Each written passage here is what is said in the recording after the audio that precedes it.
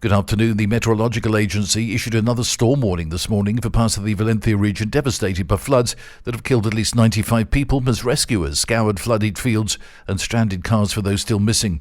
Local authorities have not disclosed how many people are still unaccounted for after Europe's deadliest floods in years. But the Defence Minister, Margarita Robles, said late yesterday the death toll was likely to rise.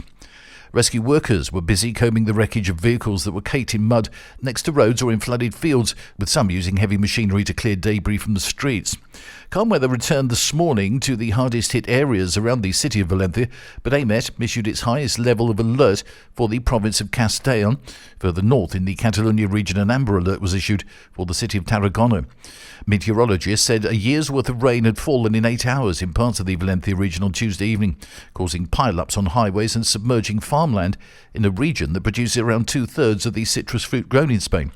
The floods in Valencia battered the region's infrastructure, sweeping away bridges, roads, rail tracks and buildings as rivers burst their banks. Residents described seeing people clambering onto the roofs of their cars as a churning tide of brown water gushed through the streets, uprooting trees and dragging away chunks of masonry from buildings. In the hard-hit rural town of Util, some 85 kilometres inland from the city of Valencia, the Magro River burst its banks, sending up to 3 metres of water into homes, most of which were single-storey. Util's mayor said at least 6 people had died in the town of around 12,000, most of them elderly or disabled people who were unable to clamber to safety. And shocking drone footage released by the National Police has laid bare the scale of the destruction wrought by the floods. The tragedy is the worst natural disaster for decades, with the Guardia Civil forced to prevent looting whilst also carrying out vital rescue operations. Prime Minister Pedro Sánchez is heading to the region to witness the destruction firsthand as the nation starts a 3-day period of official mourning. In their first official statement, the Guardia Civil in Valencia said yesterday evening 1,200 people remain trapped between the A3 motorway and the A7. At the moment, it's estimated around 5,000 vehicles are stuck there.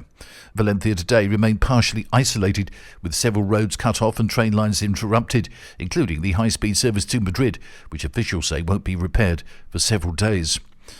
And in other news, the government has reached an agreement with its partners in Parliament to extend a windfall tax on banks for 3 more years.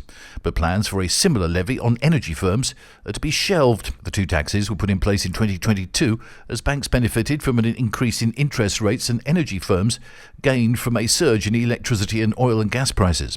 Repsol, Spain's main oil producer, had in recent weeks led a charge against the energy tax. The company said it would halt plans to develop green hydrogen projects if the tax remained. That's the latest from TRE. I'm Bob James.